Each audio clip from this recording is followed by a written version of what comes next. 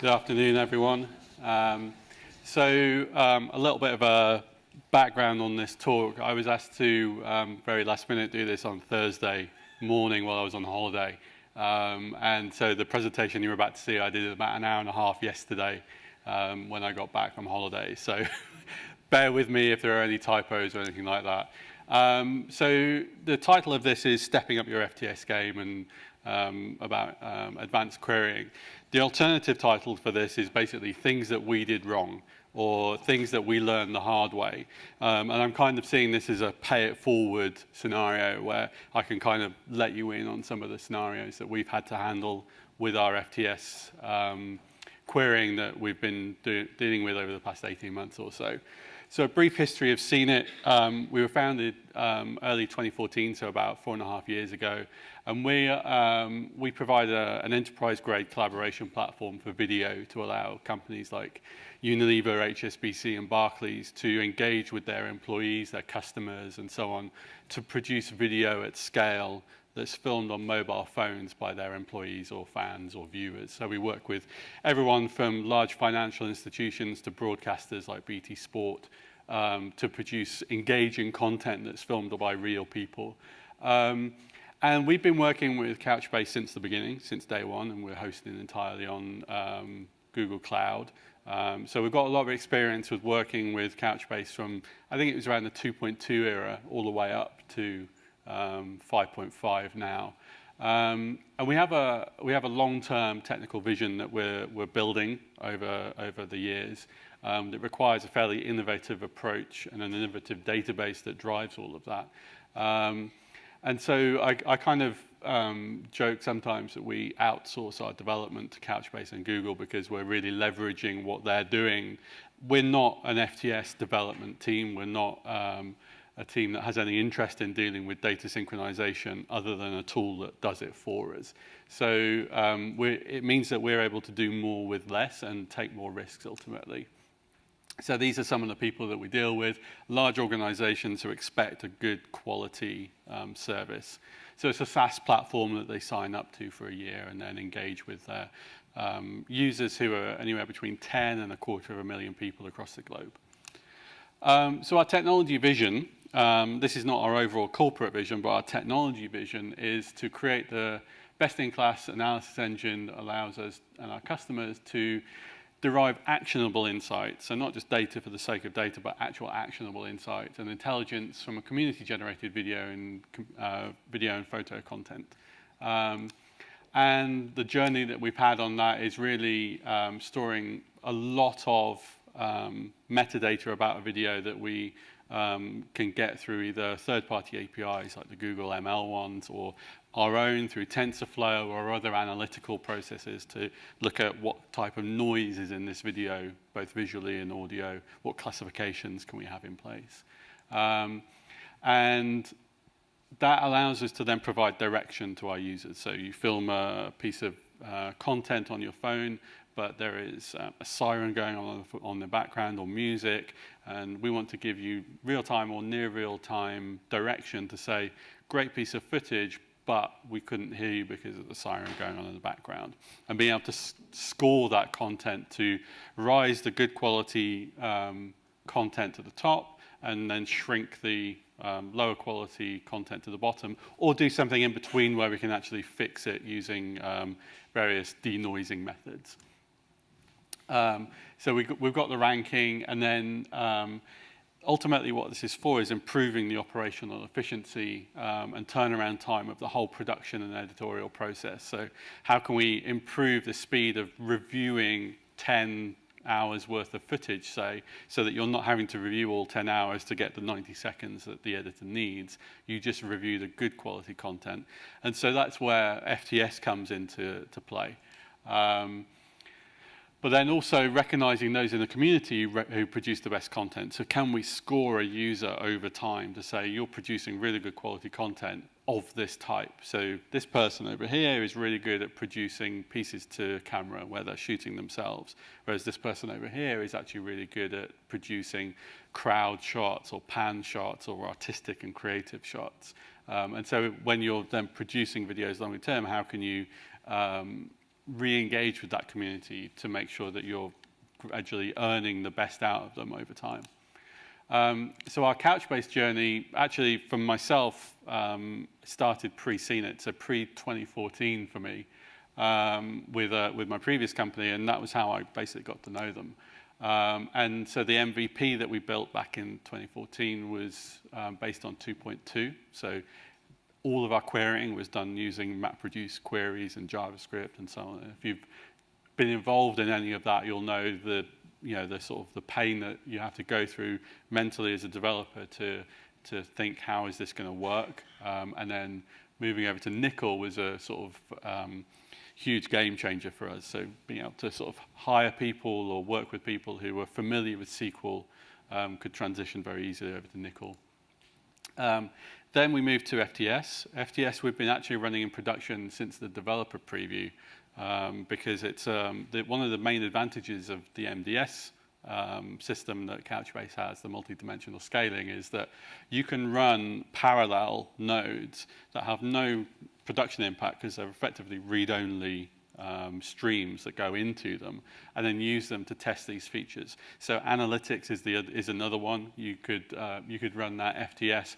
It's basically like a way for us to develop features on top of it, release them as beta releases to some of our clients, and say, if you want to use this, the SLA is slightly reduced, but we'd love to get your feedback. It gives us a huge competitive advantage to people who are a bit more cautious about releasing these sorts of things into production.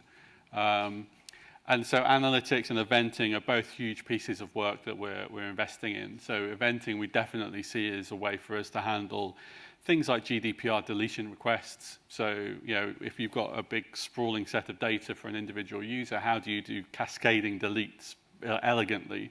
Well, eventing is a pretty good way of handling that.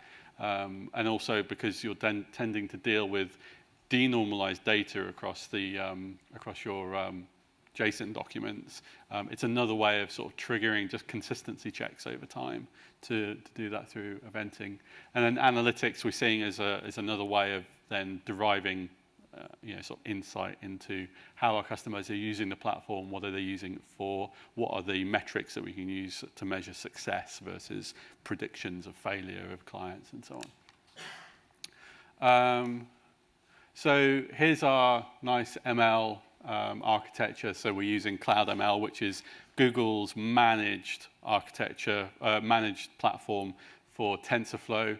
TensorFlow is one of the bigger systems and platforms for allowing you to run trained and trained machine learning models.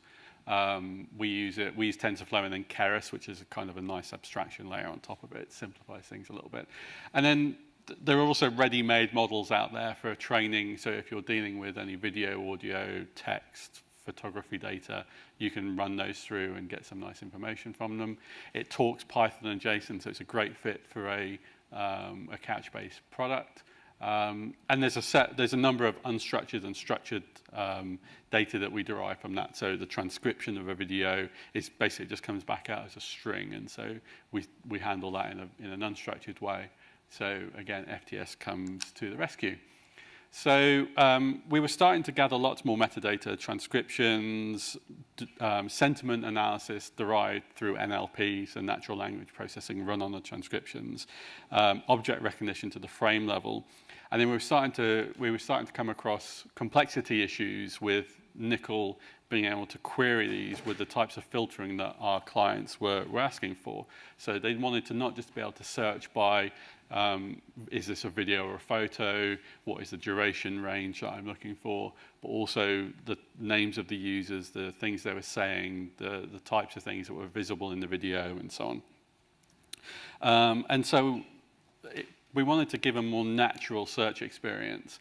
And Full-Text Search gave us that in a very simple to use. If you're using the Couchbase SDK, it's basically like a couple of extra functions that you have in there. It's performant, so for us it's blindingly quick. And the other great thing that you will always hear about with the way the Couchbase node system works is that it requires very little operational expenditure and management. So, from a training perspective, you're not firing up an Elasticsearch configuration. You're basically just running another service in Couchbase, and all of your orchestration will already handle that nicely. So a quick show of hands, is anyone using Couchbase FTS right now? One person, I think. And the lights are really blinding, but yeah, very few. Okay, cool. So in that case then, I did a talk 18 months ago in Silicon Valley on the more basic stuff of FTS and the way we use it. So I talk a little more about the more basic things of that. So that's the link. Alternatively, you just search for FTS Couchbase on YouTube and you'll find it. I'll leave that up there for a second for the photos. But that's a much more introductory thing. But hopefully you'll still learn some interesting things from this without knowing that. So an FTS overview. So the FTS platform in Couchbase is not Elasticsearch. It's a much more reduced set of functionality, but it's still rich. And it still does most of the things that you all need to do for a good out-of-the-box FTS experience. So you've got all of the text analyzers that will do stemming and pre-processing of words. So if you're searching for water, then you'll get things like waterfall or watery, and vice versa. And then it supports multiple languages, fuzzy matching. You get result snippets and word highlighting, so you can actually, in the results that you can get mark tags around the words that have actually matched, so you can give really nice results to your users. By default, it uses term frequency inverse document frequency from ranking to give the relative importance of what you're searching for. But you actually have the ability to do custom sorting bidirectional with multiple fields. It's quite good. And then this is what we're going to talk a little bit more about, is the sort of the compound queries, the conjunction and disjunction queries, boosting and faceting, and I'll talk more about those in detail. So the types of queries, to reiterate those if you've not used those before, we have match, match phrase, and prefix. These are pretty much the ones that you'll use most of the time. So a match is really just looking at a specific word, and a match phrase is looking at a phrase. And both of those will do word stemming if possible, and stop word removal. So it'll look at things like and, the, and so on, and remove those from the search so they become irrelevant to what you're doing. And then word stemming in both of those. Prefix is basically your autocomplete. So what is, if I start typing COU, and I'll get Couchbase out of that. Boolean is a simple true and false check, and we use this basically for handling soft deletes, or should this be available in search or not, basically. You have wildcard, regular expressions, geospatials there now since 5.0, I think. There's term queries as well, which is it removes the analyzer from the process and just allows you to do specific keyword matching. So I've got basically a list of tips and tricks that sort of we've learned over time of things to do and things what not to do. And this is based on actual production things that have come up or problems that we've tried to solve. So hopefully they're transferable to everybody here. So the first one is get comfortable with compound queries, because you will use these pretty much all the time. Very rarely do we have a search that isn't in a compound query.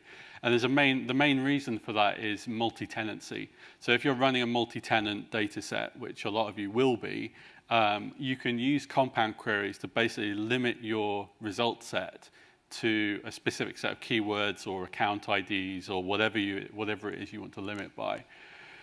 So there are three types of compound queries: conjunction, disjunction, and Boolean. So the first one, conjunction, is basically an and. You're basically saying, here's my set of queries that I want, and within those, I want all of those to be matching on my result set. So all documents must match all of those queries that I run for them to be returned.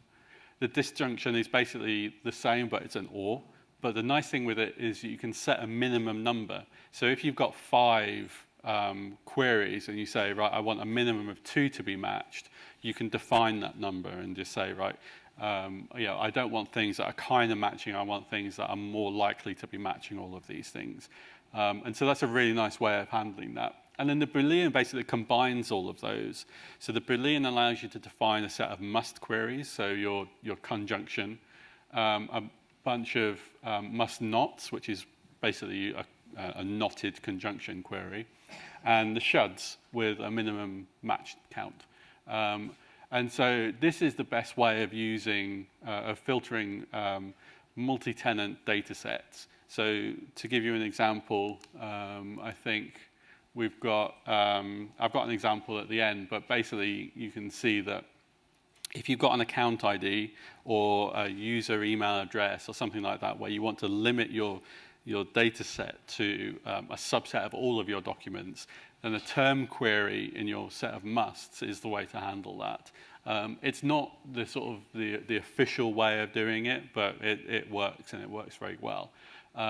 And then you can use things like deletions. So if you use soft deletes and you've got an is deleted flag or something like that, then you can combine that into your set of musts, and then you won't get your deleted data back as well. So the second point is that you know your data better than the indexer. So what do I mean by that? It's basically saying that your users are not going to want to write full search query parameters with pluses and carets for boosting and quotations for phrases and so on. You're basically able to suggest to your users, just type what naturally comes to you, and then we will do the ranking and sorting and searching based on what we know to be the accurate representation of our data model. So for example, you might want to say, if you type in an email address, that will rank people higher based on their email address over their name. If there's a, so if I start writing DAVE, people with the email address Dave will be prioritized higher than people whose email address isn't Dave, but their name is Dave, if I'm matching across multiple queries. So here's a way of thinking about that using boosting. So boosting allows you to increase the relative importance of a result over others based on the specific match of the query that you're doing. So here's an example of how we do this. So you create a list of your should queries. So in this case, you're basically going to create a list of prefix queries with 0 boost. So this is going to be, and I've got a code example after this, so if it's not entirely clear, it will be after that. You can then create your prefix queries to say, right, I'm going to start, if I type DAV, then I'm going to get a list of everything from Dave, David, Davina, and so on. But they're going to have 0 boost, so they're just going to come out naturally. Then I'm going to get match phrase queries. So if I type DAV space something, something, something, that will prioritize those above the prefix matches. Then I can split my terms in code, so DAV and then space something, something, something, and then run match queries on those with a sort of a middle boost. So I can prioritize my result set based on exact phrases rather than if those words appeared elsewhere in the document, but not necessarily combined into a phrase. So all of that, I then create a disjunction query. So that is basically saying or on all of these. Then with my must queries for the Boolean, it's going to create my filtering for multi-tenancy, soft deletes, and then that's a conjunction query that I then put into my Boolean. So we create a Boolean query combining those two lists, and then magically your data all comes out nicely formatted. But what this is going to do is basically say there is a way of matching across like 10s, 20 plus fields, but with you being able to guide what the relative importance of those fields is when you're matching. So here's a very basic Python snippet. So I've got a list of my should queries with the prefix term. So I've got my terms coming through just as a string. I define the fields that I want to match it on. And then I'm appending to that list some match phrase queries with a boost here of 10. Now, if I'm completely honest, I don't know what the numbers actually mean. They just seem to improve the relative performance compared to each other. I don't know if there's anything in the documentation that actually says this is a exponential or linear increase or so on. So I've taken the match phrase queries in my shoulds, and then also got my terms being split here with match queries, and then creating that into a Boolean query here. So really simple ways of doing your searching that don't require really an awful lot of code or an awful lot of complexity. So the third tip is you can store but not index your data as well. And this will give you faster overall read speeds. It's the equivalent, if you've used nickel covering indexes, it's the equivalent of a covering index. So basically it allows you to fetch things from the index for a matching document, but not have it index it. So you're not increasing your disk space usage, or you're not increasing your complexity of the indexing when that's triggered. You're basically just saying, when I fetch this document over here, I also want you to return this data here, but just directly from the index itself. So that saves you having to fetch the document. So if you know what data you're always going to be showing on your search results page or whatever you're using FTS for, then you can just store that data in the index and not have to fetch the documents. So if you're dealing with hundreds of results coming back, even if you're just doing one multi-get, if you're optimizing for speed, this is a really nice way of handling it. This one we learned the hard way. Aliases should be used all the time. So an alias in FTS is literally another name for an index, but you can switch your alias over to another index very, very easily.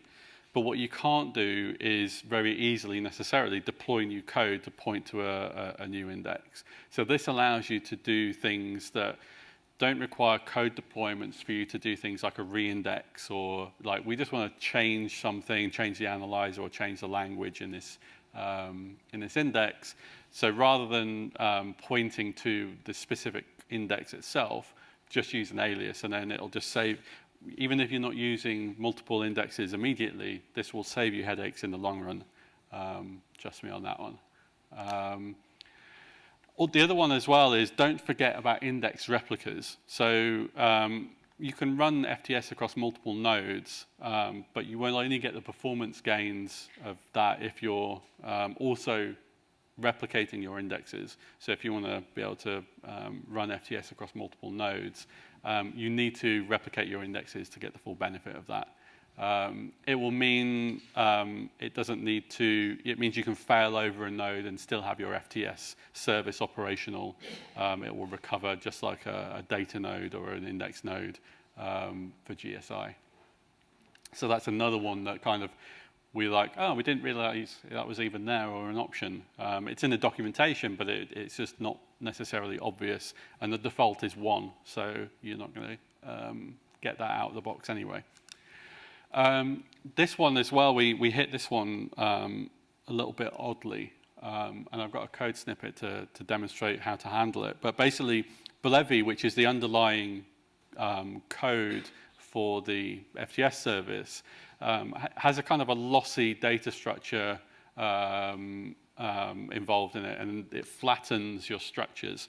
So rather than getting back from the FTS service a result set with your JSON document, you're basically getting a set of flattened fields. And if it can derive or infer structure from it, it will do it. But what will happen is if you have for example, if you have a list of things in JSON and you have multiple items, it will switch that into a list for you in whatever language you're using. So for Python, it just generates a list back for you. If that list only contains one item, you will get a string or an integer back. And this caught me off guard a few times. And so your code will have to restructure the data as it's coming out if it's not coming back in the format that you expected. So if you're trying to pull back a sub-document, what you actually have to do is when you're requesting the fields to come back from the FTS service, is you have to specify them using dot notation like this, perform the search, and then recreate your structure somehow in whatever language you're using. So in this case, we have this sort of little bit of helper Python to basically take through the list of things and then recreate a kind of more of a document object type structure in Python using this. So that caught me off a couple of times, and that's just part of the underlying nature of the way the FTS engine works, but just something to be aware of. Don't forget about faceting. So faceting is a really useful tool for a couple of things. One is to help you do storefronts, basically filtering your data based on the knowledge that it has about your data set. So if you're searching for manufacturers or if you're searching for microwaves, let's say, and you want to filter based on the manufacturer of the microwave, then you can get the result set of the manufacturers from the facets based on your list. So you search for microwaves, you'll get as a facet a list of all of the manufacturers of those, and then the associated count with those as well. So you can just say, I'm going to show the top 10 list of people, of manufacturers of microwaves, and then just show those in my front end. Thank you very much. We are hiring. I mean, why not, right? We're hiring for Python and Android engineers. Feel free to email me or reach out on Twitter if you're interested in hearing more about what we do. And we're based down near Liverpool Street, so good area. I think I've got 2.5 minutes left if there are any questions. I actually can't see anybody's faces actually right now. Any questions? You combine with, like for example, if I'm having a document with a name and I'm searching on name, but then I want to filter it by, let's say, for a metadata what item by offer start date, offer end date, some other field. Is it like combination of Nickel or they are all FTS queries? Sorry, FTS indexes? That you could do that all in a single FTS index. So the question is, like, what do you need to do if you want to search on multiple fields? So the FTS will allow you to index on as many fields as you want. I believe there is work being done on integrating FTS into Nickel in some way, but I don't think it's fully fleshed out yet or any timelines. But yeah, you can search, and you can do date range queries in FTS as well. So if you wanted to find people of a certain name who've registered within a certain time period, you could do that all in FTS. And actually, we've replaced a big chunk of our Nickel landscape with FTS entirely, mostly to give us that extra flexibility. There are some limitations that we ran into where we had to use a lot more Boolean. So for example, we use we had a lot of Nickel that was using is null or is missing to do some checks. You can't do that in FTS. You have to know that the field exists and it is populated. So we just switched that over and added some Booleans in there to do it. Any other questions? Do you store any of your images and videos inside of Couchbase? No, Couchbase has a maximum document size of 20 megabytes. So no, we store everything on Google Cloud Storage and then reference it through URLs. You talked about the index replicas. So did you go ahead and create the index replica on each of those nodes, or did you use the feature of Couchbase? Yeah, Couchbase, you can just basically change a parameter in the index to say number of replicas, 1, 2, 3, and it will do it for you on a rebalance. Anything else? Oh, sorry, I didn't see. Did you experiment only with the Couchbase Full-Text Search or any other technology?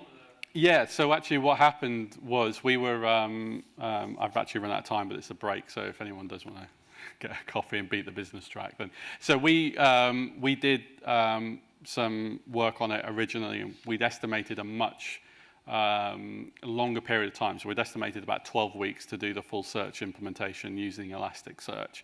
And that was partly because we needed the infrastructure, the knowledge, the training, and so on to go through that, the XDCR connection to Elasticsearch and so on. It just so happened this was the same time that FTS was coming out. So by pure luck, we were like, oh, I'll try it over a weekend and just do an experiment. And it took like an hour to get it up and running, tested, running, and I think probably about 3 days later we had it in production. So yeah, we did try other systems, but we were like, for our needs right now, this is a great start, and actually it's just gone better since then. So cool. Thank you very much.